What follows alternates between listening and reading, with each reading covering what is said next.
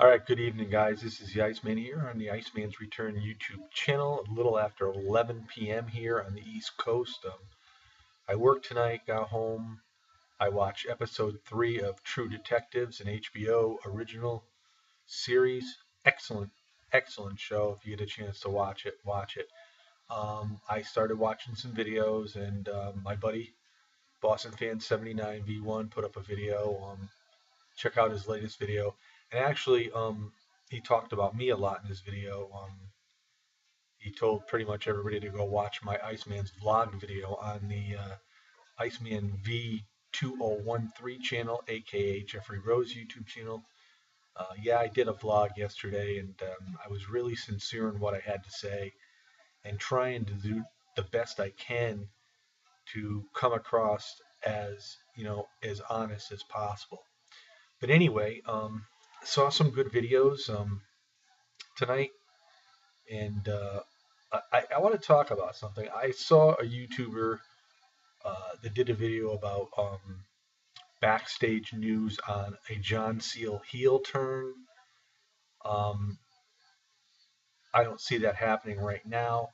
I do think somewhere down the road, um, they will turn John Cena heel, uh, but I don't see it happening at this point in time. And what they would need to do would be to have somebody really in line, in place to really replace John as far as, the top merchandise seller and whatnot, because he does so many other things, you know, um, outside of wrestling for the WWE that he does inside wrestling. Um, they could actually do a John Cena heel turn if they did it in the right way.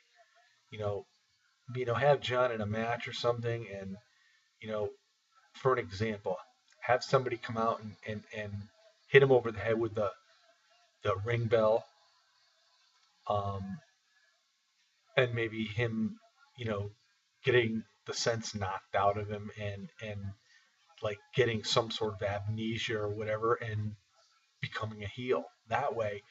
And this way, there'd be a reason for him to turn heel, and all his faithful young followers, the lady followers, you know, they could accept it this way for the fact that, you know, it wouldn't be just a heel turn, consciously.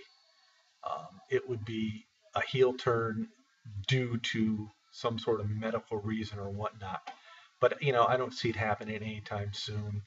Um, they need to have somebody in line. And, the WWE needs to find somebody in line. A lot of people are saying it's going to be Daniel Bryan. Daniel Bryan will not be the next big face of the WWE. Yes, he's very, very popular in the WWE, but he just doesn't, have the the tools all around to actually pull this off. But I see somewhere down the road in the future, possibly maybe Roman Reigns, if they you know, sort of like school him a little more as far as on the mic. He doesn't get that many opportunities, um, but he needs to be refined and tuned up, so to speak. So to me, I think he would be a great face of the company somewhere down the road, as long as like I said, as long as they do it properly.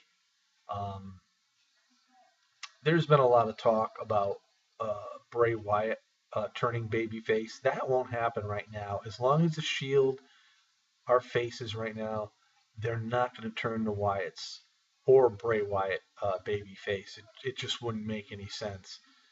We're going to see this feud with John Cena go on probably a little bit longer. I do believe the cage match at Extreme Rules that Bray Wyatt will come out on top of this, just for the simple fact that John beat him at WrestleMania. And so now it's time for Bray Wyatt to get revenge and come back and beat John there. And, you know, I was thinking about the Intercontinental Tournament. We're down to RVD and Bad News Barrett. With RVD just coming back, a lot of times when this happens, these guys end up winning something. He didn't the last time though, and I would honestly have to think that Barrett is going to win this because why would the WWE put him in this situation only to lose again?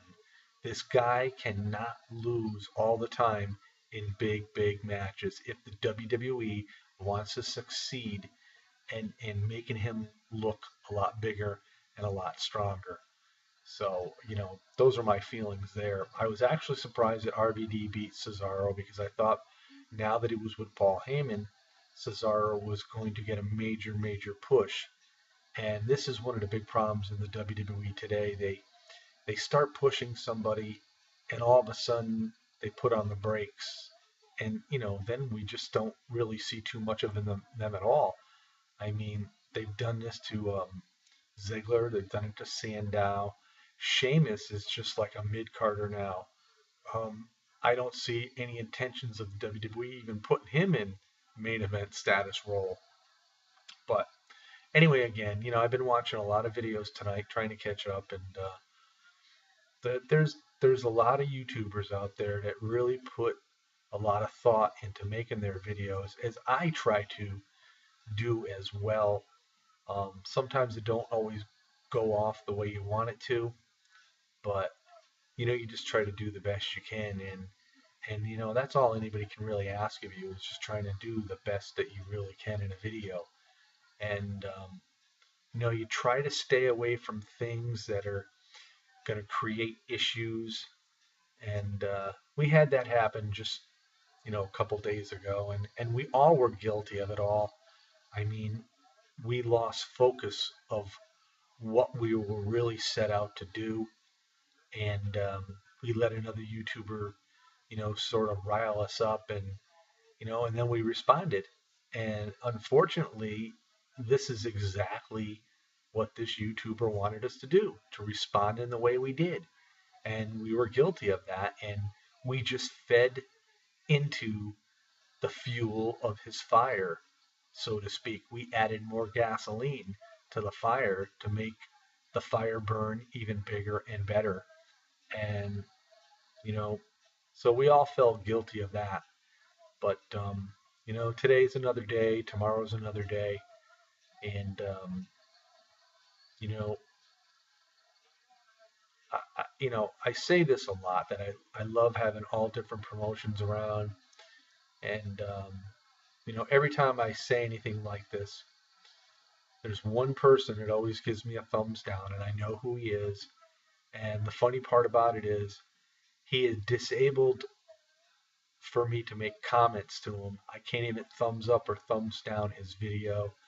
And, to me, you know, by doing that, you sort of make yourself, you know, I can't think of the right words, but um, if you go and make an opinion on somebody's video and you want to thumb it up or down, we in turn have a right to counter response. And this one particular person has not allowed me to make a counter response. And it's unfortunate too, because, you know, I have a right to my opinion on how he thinks and how he feels just as well as he does on the videos that I do. Unfortunately, he does not make any videos. Um, there are some people that feel very uncomfortable to stand in front of the camera or sit in front of the camera and let everybody see them, you know, as far as talking about the world of professional wrestling. It's not really that hard. But again, you know, you want to make the comments and you have a right to voice your opinion, then you should make it so we have a right to respond back to you. And, unfortunately, he doesn't let us. But anyhow, um,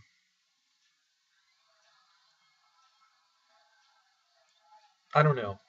You know, I'm not sure, but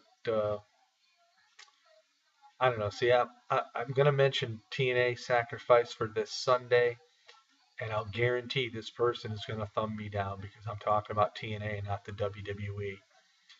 This person is a diehard WWE fan, and if you do mention any other promotion, he'll give you the thumbs down. But again, we all have a right to our opinion, um, and we all have a right to express responses to other people's opinions. And when you disable comments or, being able to thumb up or thumb down a video, to me, you're hiding something, and it just shows that, you know, you're not right. You're just not right. I mean, you always want to have the last say in everything. But anyhow, I've spieled off enough. Um, I'm going to close by saying that there's been a lot of rumors going around that Daniel Bryan will stay off TV until Extreme Rules. I really don't see that happening because they need to build up a little more for the Kane and Bryan match at Extreme Rules. So I'll guarantee that, we will see Daniel Bryan before then. And the last thing I want to add is Raw's ratings dropped on Monday night, especially in the third hour. And, that was the hour that Cena was um, voted by the fans to face all three of the Wyatt family, which I was totally shocked that the fans did this. But Cena has lost the appeal with a lot of the fans. But I look at it this way: if they didn't react at all, then you're doing something wrong. But by him getting a reaction, he's obviously doing something right because you know people love to hate and people love to love a particular superstar. And with John Cena, it's a mixed reaction.